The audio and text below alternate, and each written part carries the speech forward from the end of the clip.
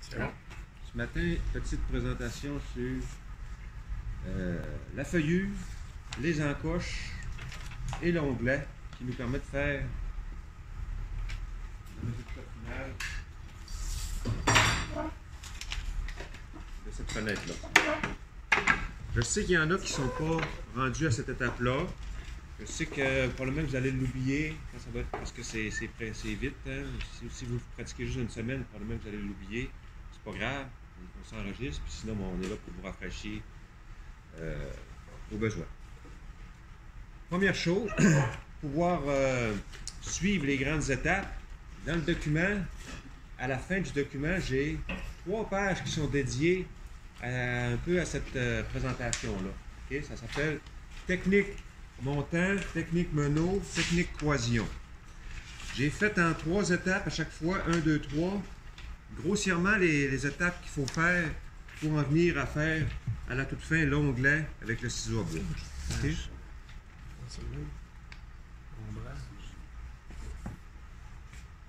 Donc on voit ici, si on prend la page technique montant, j'ai un montant qui est feuilluré à l'arrière, qui est mouluré à l'avant. À l'étape 1, je vois que la moulure prolonge d'un bout à l'autre. Okay? C'est ce que je voulais montrer.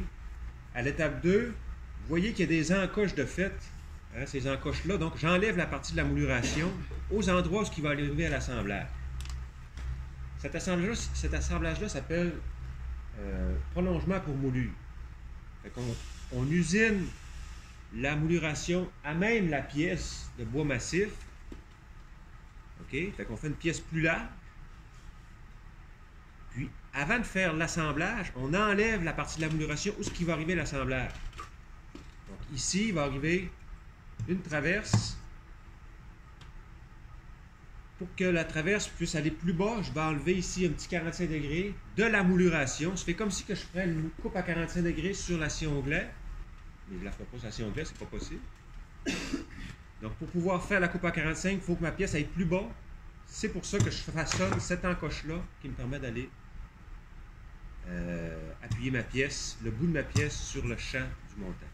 Donc, j'ai une encoche ici, une encoche au centre. Là, ici, je ne suis pas centré. Donc, je vous ai laissé un peu de certains endroits, 2 endroits ici que je vais faire une démo pour faire la petite encoche.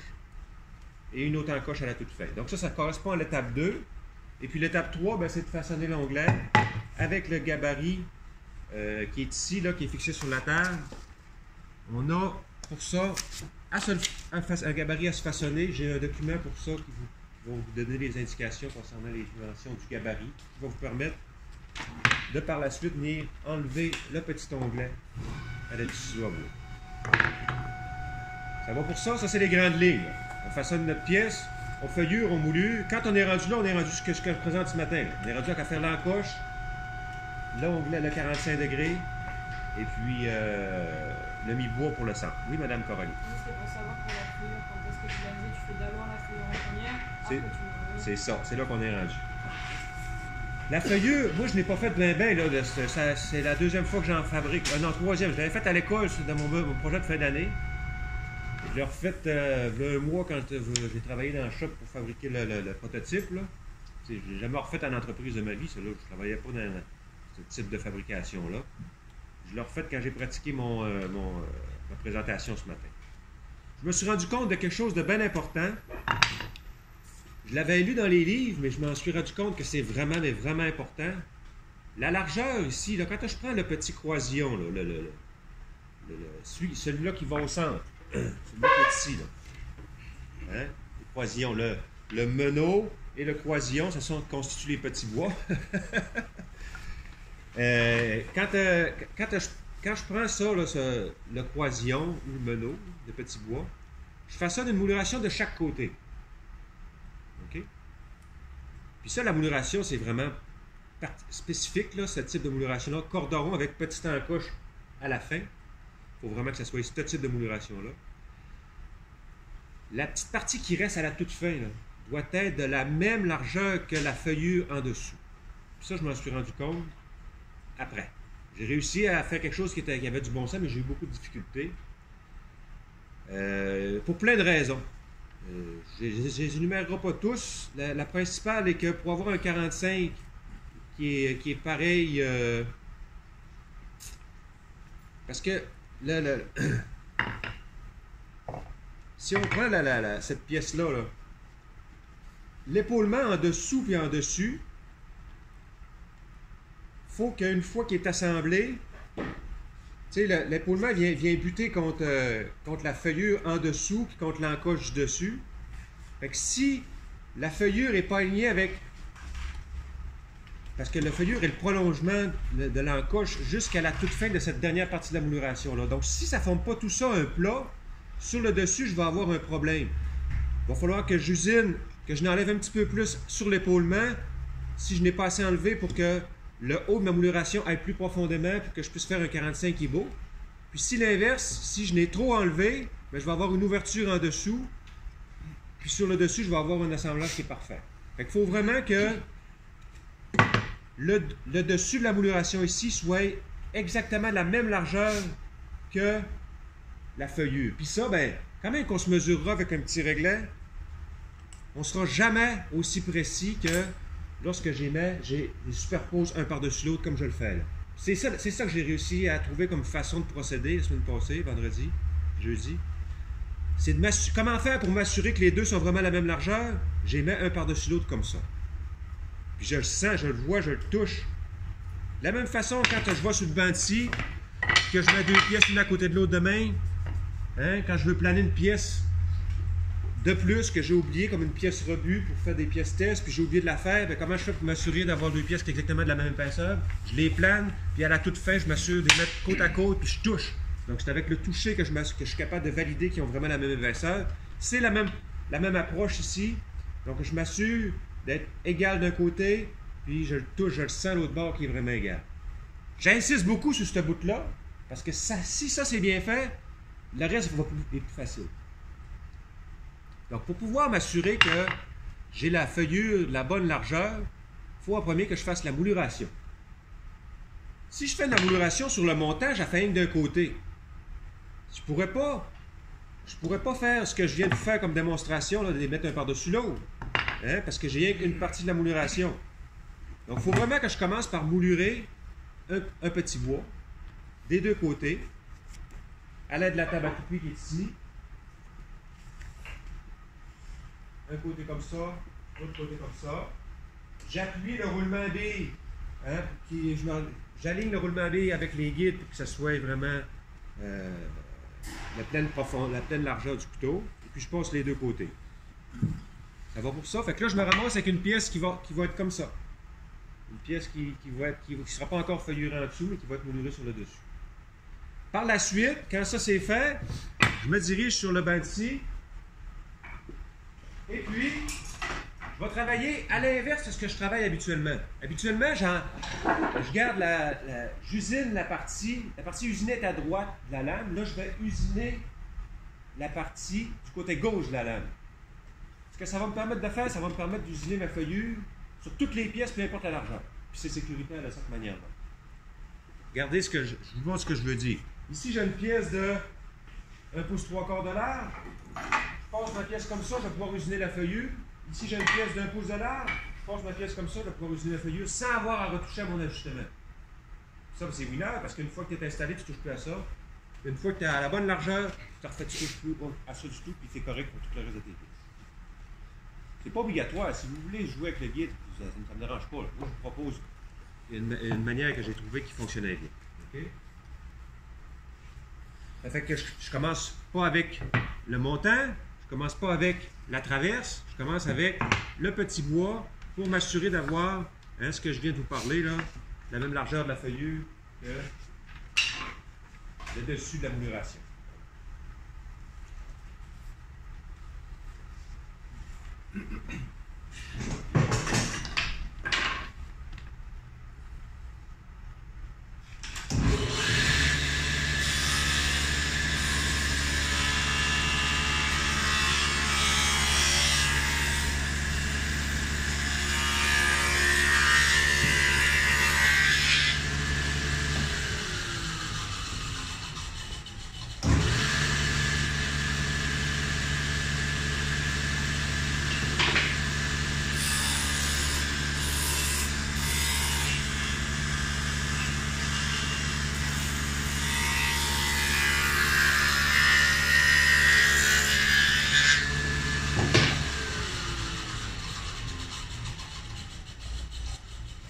faut que j'usine les deux côtés pour être sûr que je puisse valider ce que j'ai comme mesure.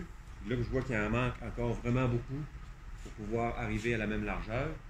Fait que, contrairement à ce que je ferais habituellement, je tasserais le guide. Là, il faut travailler à l'inverse. Hein? Si je tasse le guide vers la droite, je vais plus l'enlever. Si je tasse le guide vers la gauche, je vais moins l'enlever.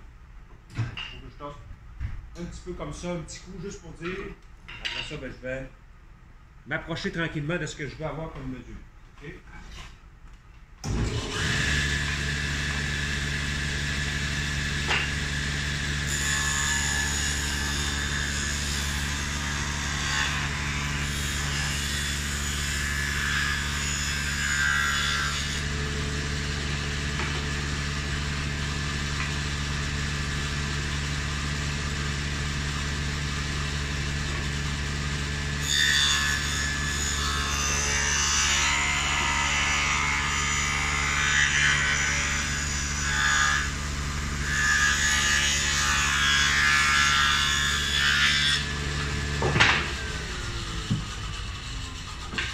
C'est sûr qu'on n'a pas un gros appui, hein?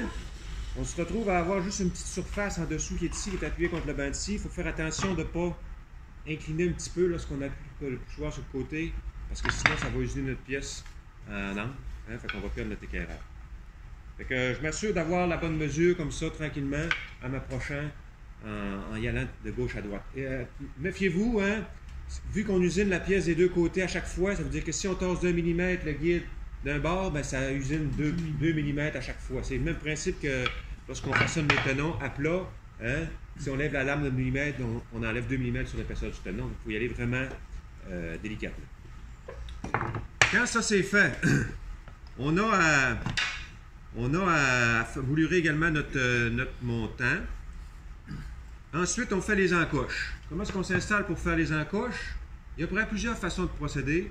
Moi, ce que je vous propose, c'est d'aller sur le banc de scie. Si tu veux tourner un petit peu, s'il te plaît, avec la caméra. On va aller sur le banc de scie. Puis on va, évidemment, tracer avant ce qu'on veut enlever comme matière.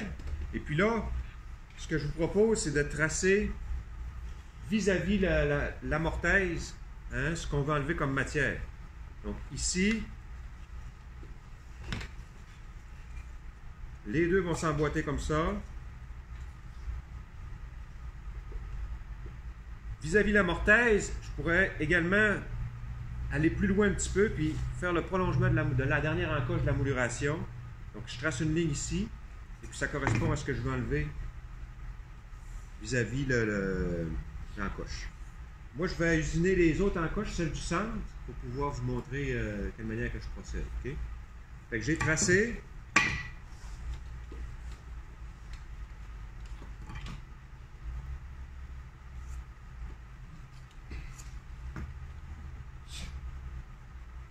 Hein, cette partie-là qui va venir s'emboîter ici.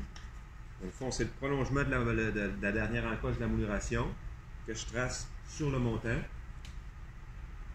Dans le fond, l'encoche n'est pas la même largeur que le poisillon. La petite encoche que je façonne, c'est la largeur du poisillon moins la largeur de mouluration de chaque bord. Pour le petit bois, mais pour la traverse, bien, vu qu'il y a rien qu'une mouluration d'un bord, ben, l'encoche est plus grosse un petit peu. Je fais le prolongement vis-à-vis la dernière encoche de la mouluration. La dernière partie de la mouluration. Quand tu regardes, c'est ici, oui. c'est marqué 2 pouces et demi. Tu vas complètement le pose ton encoche. Ah, ça se peut que je me sois trompé, là. Ça se peut. On va le moller, Tu vas dire là-dessus. 2 pouces et demi, puis notre montant, notre traverse a. C'est ça, 2 pouces et demi, c'est sans l'encoche, sans la dernière partie de la mouluration. C'est correct. C'est correct, là, parce que la traverse, elle a 2 pouces 3 quarts. La mouluration, elle a 1 quart de pouce, donc je tombe à 2 pouces et demi. Fait que l'encoche a vraiment 2 pouces et demi. Si je mesure l'encoche, 2 pouces et demi comme ça. Mais, c'est mieux d'enlever un petit peu moins, hein, de faire une encoche à 2 pouces 3/8, quitte à en enlever un petit peu sous bois, que de la faire plus grande puis d'être mal pris.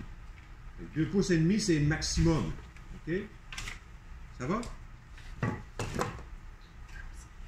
Mais tu sais, on a les pièces. Oui, on peut se fier au plan, mais on a les pièces. Notre mortaise est déjà faite. Notre tenon est déjà fait. Il s'emboîte déjà. Pourquoi pas juste insérer la traverse dans le montant, puis faire, comme avec la petite équerre, le prolongement comme ça?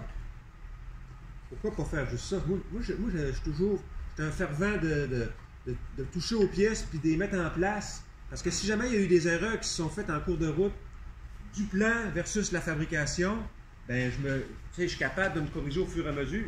Tandis que si je me fie toujours au plan, ben maintenant, ça va être la faute du plan. Maintenant, il faut faire la part des choses aussi. Le client, lui, le plan, il s'en fout. C'est vous qui le faites le plan. Ça fait que c'est vous autres qui êtes responsables du plan. Là, ici, c'est nous autres qui vous le fournissez. Mais faites la part des faut faire la part des choses. C'est à vous contre-vérifier et à vous assurer que ce que vous faites comme assemblage, ça marche aussi. Hein?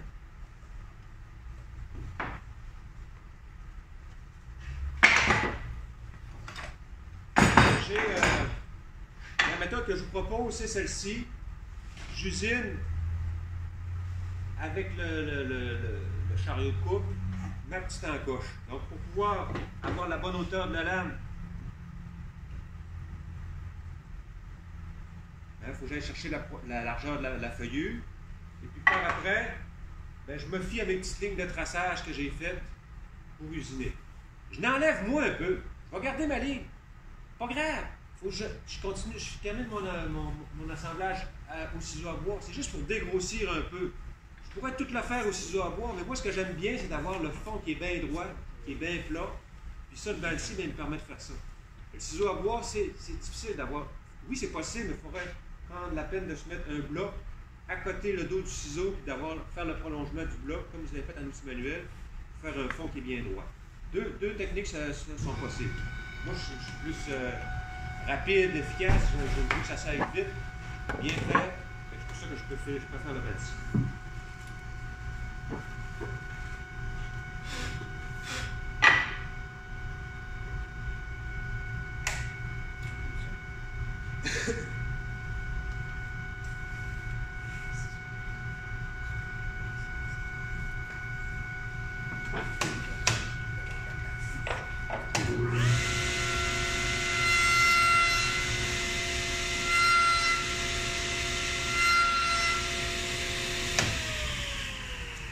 J'ai ma petite encoche qui est faite.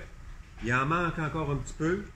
Bien important de ne pas aller trop profondément. Donc la lame, là, je me suis fait prendre à plusieurs reprises. Je lève un petit peu trop. Toute ma pièce est brisée si j'ai trop levé. Laissez-en. Mettez-la plus bas un petit peu que ce que vous avez besoin, quitte à la relever un petit peu. Même là, tu peux finir au ciseau à bois, ce qui reste aussi. Il m'en manque un petit peu. Je pourrais en relever un peu encore.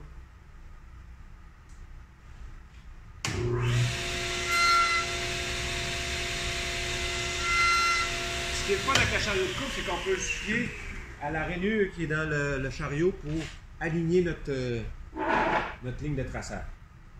Ça va pour ça? La dernière partie, là, ici, l'encoche est pas assez large pour que je puisse terminer le nettoyage de gauche à droite, mais pour la partie de l'extrémité ici, ben, je pourrais me permettre de faire un petit nettoyage comme ça de gauche à droite pour enlever les petites lignes de traite sur le fond de l'encoche. Donc pour ça, avant de faire l'assemblage final, ça serait important de se pratiquer. Hein? Ça, c'est vos pièces finales. Là, c'est votre premier onglet que vous façonnez. C'est votre première encoche que vous façonnez. Pratiquez-vous avec des pièces rebut. L'encoche que je viens de faire là, je l'ai faite avec ma pièce rebut, là, pour m'ajuster la hauteur, pour m'ajuster la largeur. C'est ce principe-là d'avoir une pièce rebut, puis d'ajuster nos machines en fonction de la pièce rebut, c'est pas un caprice, c'est pas parce que je commence dans le métier. C'est toute votre vie, il faut faire ça toute votre vie. Là. Il n'y a pas d'autre façon de s'ajuster qu'avec une pièce rebut. Tu es d'accord? Mm-hmm. Même si on dirait que des fois c'est une perte de temps, c'est pas une perte de temps, parce que si vous scrapez votre pièce, que vous avez. Là, on a quand même une pièce avec des mortaises, une feuillure, une moulure, les coupes, la longueur finie, la largeur finie, tout le temps qui a été mis en place. Si vous scrapez votre pièce-là, vous perdez une journée d'ouvrage. Pensez-y à ça, là. Faites-vous des pièces de plus. Fait qu'avant d'arriver, là, puis d'assembler, là, mon premier onglet qui est ici, là. Hein? Je vais me faire un test. Un test juste sur le petit bois, qui est assemblage d'onglets, prolongement pour moulure d'onglets, et ami-bois. Okay? Parce que lui, il est encore plus complexe parce qu'il y a deux assemblages en un. Il y a un assemblage ami-bois, une encoche, comme on a fait là, pour la pharmacie, une encoche qui est vers le haut, puis une encoche qui est vers le bas. Les deux viennent s'emboîter comme ça. On pourrait se prendre aussi des pièces traverses qui ont la même largeur ou montants qu'on j'insère ici dans la deux pièces qui ont la même largeur, montant, et qui viendraient s'emboîter, puis je pratiquerai à faire le petit 45. OK? Donc, moi, je vais sauter un peu ça, c'est mes pièces test. Fait que, je suis rendu à l'étape d'usiner mon 45, mon onglet. Donc là, ici, j'ai fabriqué mon gabarit à partir de ce plan-là, comme je vais vous donner tantôt. Je l'ai vissé dans la terre. Et puis, je viens mettre la mouluration du côté appuyé de cette partie-là qui est droite, là, qui est vers le haut. Parce que si je m'installe comme ça, ben, je vais avoir mon ciseau est passé large pour aller chercher la partie que je veux façonner. Et en plus, je risque de perdre mon appui. Donc, il faut que j'y aille la mouluration le plus près possible de cette partie qui est au 45 là. Je la positionne ici pour enlever progressivement la matière au 45. Pour pas que ça bouge, je me mets un serre-joint en place. Et puis là, ben, je commence mon travail. J'essaye pas d'y aller d'un coup sec en enlevant tout de suite la bonne profondeur. Si tu veux zoomer un peu, M. Sébastien, ça serait pratique. Fait que je l'enlève un petit peu juste à l'extrémité. Puis ça, ben, un petit coup comme ça dans le bout. Là, ben, je trouve avoir tossé un peu ma pièce, fait que je suis capable d'en relever un petit peu plus.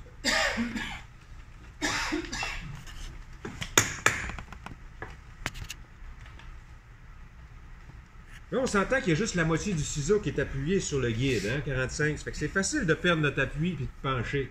Je mets mon pouce du côté opposé que je coupe pour qu'il soit bien appuyé sur le guide, hein, de gabarit 45. Parce que sinon, je fais tout ça pour rien.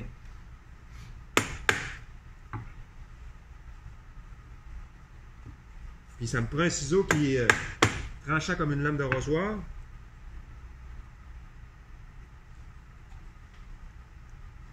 Quand j'arrive à la toute fin, je vais le voir. Là, vous ne le voyez pas, vous êtes trop loin.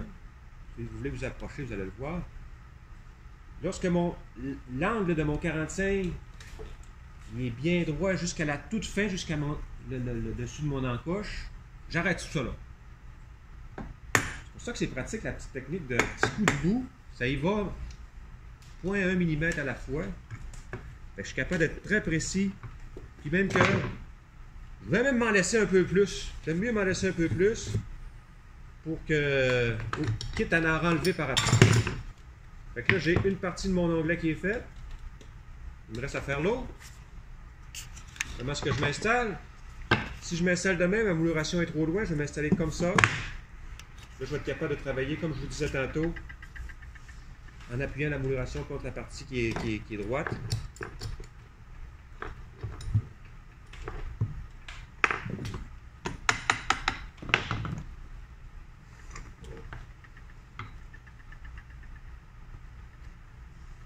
C'est bon, là.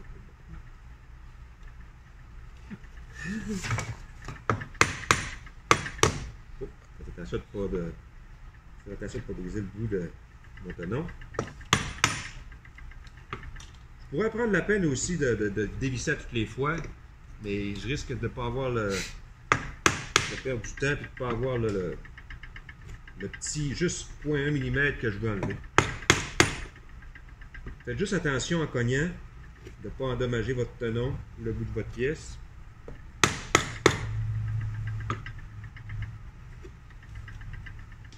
J'en laisse un petit peu, par exprès, puis je l'essaye.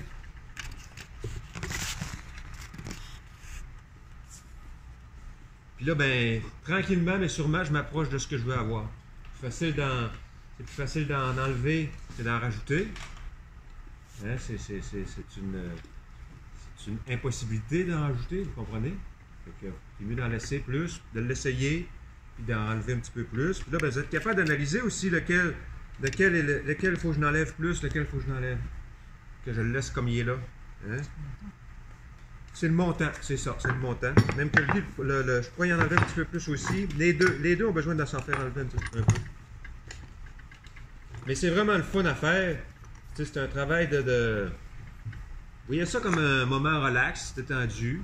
Hein, pas de bruit, on est dans un environnement propre.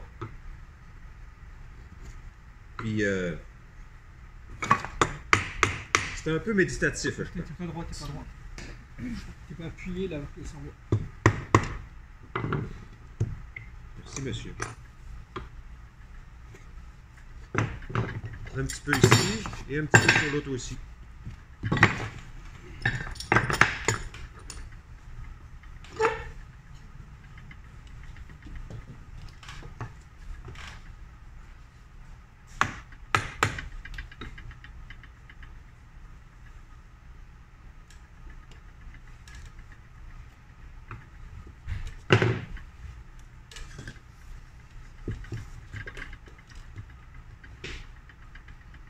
Là, je me rends bien compte que mon tenon est trop long. Il faudrait que je nettoie le fond de ma mortaille. Ce que j'avais oublié de faire.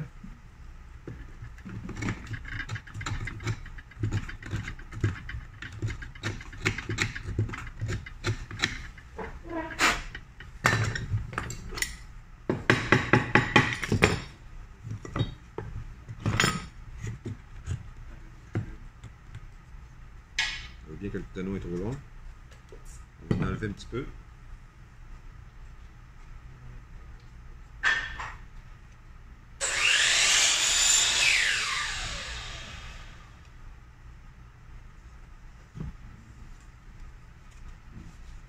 Ça s'en vient, ça s'en vient.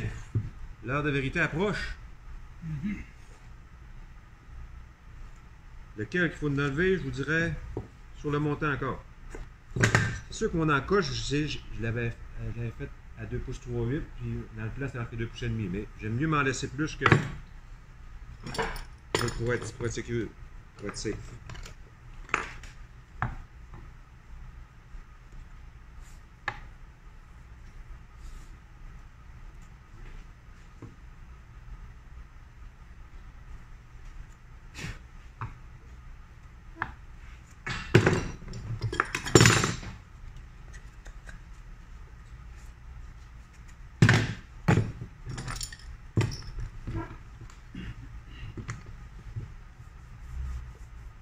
Là, je le défais toutes les fois pour vous montrer.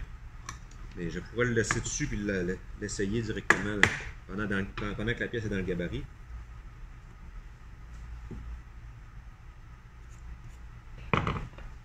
Comme ça.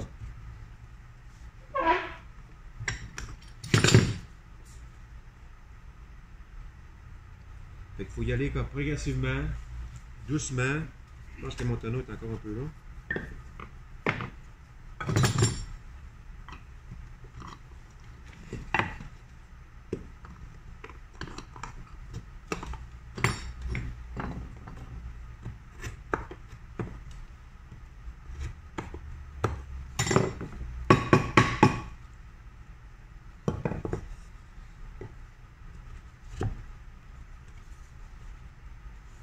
Jusqu'à ce que j'ai un arrasement qui est bien fermé, un onglet qui est bien à 45 degrés.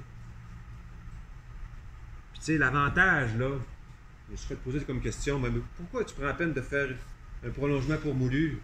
Pourquoi ils faisaient ça anciennement? Tu sais, si je rajoute une moulure par-dessus, ça c'est une fenêtre qui va à l'extérieur. Si je rajoute une moulure par-dessus, mais il y a un joint de colle, il risque d'avoir d'infiltration d'eau, il risque d'avoir de pourriture. Là, ici, on a un assemblage qui est fait entièrement dans le bois massif. Donc, on limite on augmente la durée de vie, puis on limite le phénomène de pourriture, puis de tous ces problèmes-là qui sont liés à l'infiltration d'eau. Donc, ça va pour ça? Dernière chose, avant de vous laisser travailler, l'onglet qui est ici, là, au centre, le croisillon et le meneau, il y a également, dans le document, une page dédiée à les techniques pour pouvoir préparer notre pièce. Là, je ne vous refais pas l'installation, l'importance d'avoir la feuillure de la même largeur que le haut de la mouluration. Mais ce que je vous parle, c'est l'importance, parce que je m'en suis rendu compte aussi par la suite, ça fait beaucoup de petits détails, l'importance d'avoir l'encoche alignée avec l'encoche du mi-bois, alignée avec l'encoche que je dois dégrossir pour faire ensuite l'onglet. On le voit bien ici, là. Il faut que cette encoche-là soit de la même largeur que cette encoche-là. Sinon, ce que ça fait, si elle est décentrée un peu, si elle n'est pas parfaitement alignée, elle est décentrée un peu, mais mon onglet sur le dessus, quand même que je voudrais le faire s'insérer, il ne voudra pas parce que l'encoche va me le faire décentrer. Fait que pour pouvoir m'assurer d'avoir cette encoche-là qui est parfaitement alignée avec l'encoche du côté, là, celle que j'enlève sur le côté de la mouluration, il faut que je m'installe avec le banc de scie et une butée de chaque côté. C'est une façon que j'ai développée pour vous donner un coup de main. Donc, ce que je vous propose, donc, avant de faire l'assemblage final, c'est de faire un test. On va prendre une pièce de 10 pouces, deux pièces de 10 pouces, pour se pratiquer à faire l'assemblage mi-bois et l'encoche et l'onglet à 45 degrés avec le ciseau à bois sur deux pièces rebut. Oui, Caroline. Pour l'assemblage final, enfin pour la pièce finale, on façonne les tenons avant ou après alors que ça? Les tenons, c'est toujours en premier. Quand je suis arrivé ici au début de ma présentation, j'avais ma pièce qui était mortaisée, ma traverse qui était tenonnée. Là, j'avais fait la mouluration, mais la mouluration, je l'ai faite après la mortaise, après le tenon aussi sur ma traverse, la feuillure après la mouluration. Donc ça, c'est dans le bon ordre. Tenon mortaise, mouluration sur le petit bois des deux côtés, faire la feuillure en dessous pour s'assurer d'avoir la même largeur en les superposant un par-dessus l'autre. Faire l'encoche ici. Ça, c'est les étapes dans l'ordre. Faire l'encoche ici. Ensuite, le 45 degrés au ciseau à bout. OK? Pour les petits bois au centre, hein, ce que je vous propose, c'est de faire des pièces de plus, évidemment, pour le pratiquer ce que je veux, pour faire une première pratique, parce qu'ici, on a c'est 4 onglets dans le même secteur, là. Dans cet assemblage-là, on avait un onglet à faire. Là, on en a 4 d'un coup à faire. Fait que ça demande une petite pratique avant, je pense, là, au moins une petite pratique. Donc, je me prépare des pièces de plus. Et puis, je vais prendre la bonne pièce parce que j'avais fait celle que j'ai faite ce matin, elle n'est pas bonne. Bon, c'est ça, celle-là est bonne. Puis, je vais me couper 2 pièces à 5 pouces sur la scie onglet. 5 pouces de long.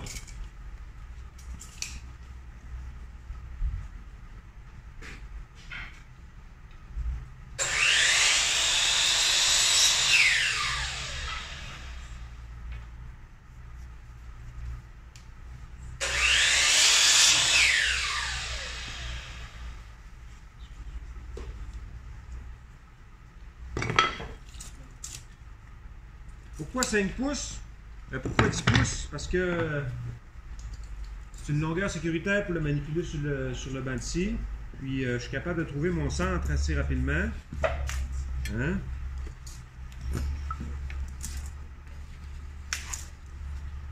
C'est la prochaine étape, je trouve mon centre. OK? Puis je m'assure que mon centre est vraiment au centre en y allant par retournement. Ça veut dire quoi? Ça veut dire que si j'ai deux pièces de la même longueur, exactement de la même longueur, que je trouve mon centre, si j'en retourne une, je vais avoir le centre encore aligné. Il l'est-tu? Je n'ai même pas regardé. Ouais. Il l'est. Parce que c'est ce qui va se passer sur le banc de scie avec une butée de chaque côté. Parce que je vais t'accoter à gauche, à droite, puis que je vais inverser le bout de chacune des pièces, c'est important que je sois vraiment au centre et que je puisse les manipuler dans tous les sens, de tous les bords, puis que ça arrive encore au centre. Quand ça c'est fait, je me dirige sur le banc de scie. Avant, je vais tracer la largeur de ce que je veux faire comme enlèvement de matière. Donc, je veux avoir la largeur de ce qui me reste de la feuillure en dessous, ou c'est la même largeur, ce qui me reste sur la dernière partie de la mouluration sur le dessus. OK? Donc, je vais tracer comme il faut ce que je veux faire comme enlèvement de matière. Là, je suis allé rapidement en me superposant ma pièce par-dessus. Je pourrais la prendre la peine de me tracer. Mais de toute façon, je vais laisser un petit peu plus de matière. Puis je vais m'approcher, comme j'ai fait tantôt, tranquillement, donner un petit coup sur les butées pour que j'aille exactement à la bonne largeur. OK? Donc, je me dirige sur le banc de scie. Et puis là, ben, avec le centre de ma lame, je vais ajouter une butée de chaque côté pour que je puisse me déplacer une fois vers la gauche, une fois vers la droite. Donc, je la tasse complètement vers la gauche. Je fixe la butée gauche. Je me fie à mes traits de mon traçage pour aligner ma lame avec le bon emplacement. Et puis, j'avais un marteau en dessous là.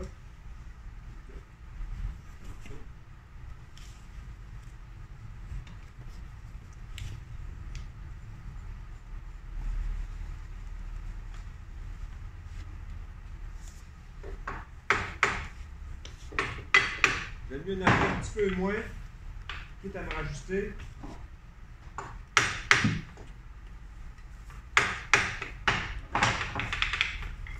La profondeur de mon enlèvement de matière correspond à la moitié de ma hauteur de ma pièce. Donc, 1 pouce et quart divisé par 2, 7/8. Donc, je suis supposé avoir 7/8 de hauteur de lame. Ça se peut pas. 7/8.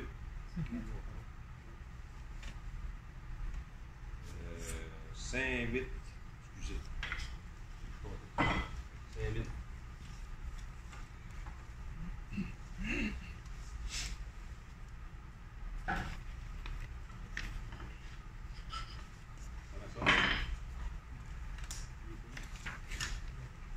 Et puis là, ben, je pourrais commencer mon usinage.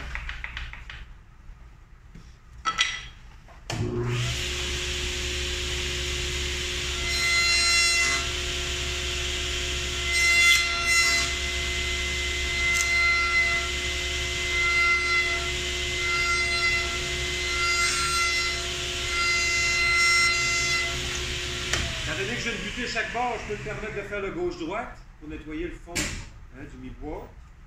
Puis là, je viens tester pour voir ce que ça me dit comme largeur. Je vois bien qu'il manque encore. Parfait. Il faut qu'il en manque. Si je vais enlever, là, je suis mal. Ce que je fais pour pouvoir l'élargir un petit peu, il faut que je l'élargisse autant à gauche qu'à droite. Si je suis bien centré, évidemment. Je vois bien que je suis bien centré. Je me trace une petite ligne sur mes butées ici. Parce que si je ne trace pas de petite ligne, j'ai un coup de marteau, je n'ai pas de référence. Je l'ai-tu assez enlevé, je l'ai-tu pas trop enlevé? Fait que, un petit coup de marteau pour voir ce que je veux enlever de plus.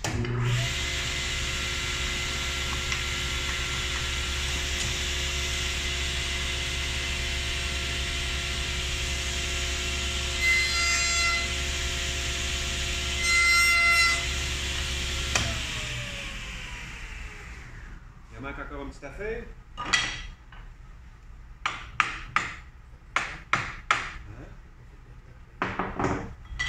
Mais j'ai mon premier trait qui est là, je le vois encore. C'est une bonne observation, Michel. Mais avec ton premier trait, c'est déjà bon.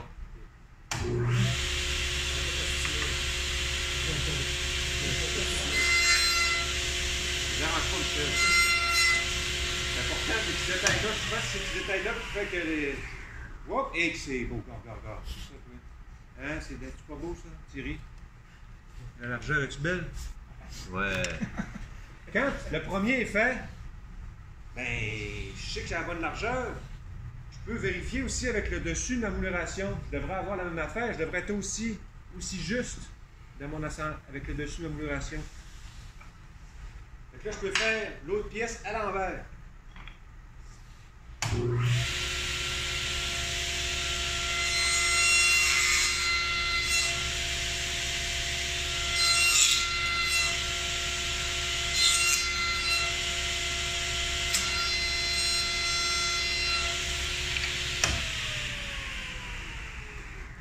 Les deux s'emboîtent parfaitement. Si j'ai enlevé 5/8 suivant à l'envers, je le tourne de bord, j'enlève 5/8, ça donne un pouce de quart total. Je sais que je n'ai pas eu à toucher à ma lame. Et puis là, la beauté, là, jusque-là, c'est de base, là, parce que c'est un assemblage à mi-bois. Si ça serait juste ça, ça serait assez simple. Mais où ce que ça prend toute son importance, c'est à partir de ce moment-là. Là, il faut que je fasse la petite encoche ici, là, sur un des deux petits bois. Donc là, en gardant les mêmes butées que j'ai là, je vais faire un quart de tour à ma pièce, changer la hauteur de ma lame. J'aime mieux d'enlever moins plus bas, mettre ma lame plus bas, d'enlever moins un peu que d'enlever plus. Et puis là, je vais venir faire ma dernière petite encoche.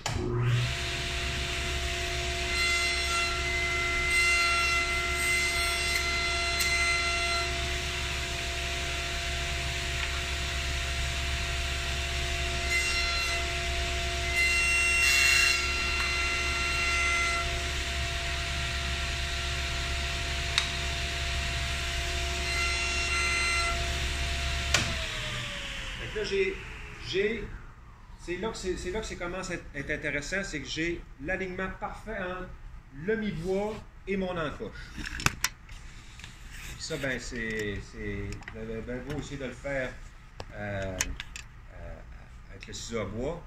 Vous pouvez y arriver, mais je pense qu'avec la balle-ci, c'est un niveau au-dessus au niveau de la qualité. Puis ben, ce que ça me permet de voir aussi, c'est que je suis capable tout de suite de voir que la largeur de la dernière partie de la mouleuration est la même largeur que la petite encoche que j'ai faite. Ce qui me reste à faire après, ben, c'est de venir m'installer ici et faire mon onglet sur les 4 points. On va en enlever tranquillement un petit peu plus.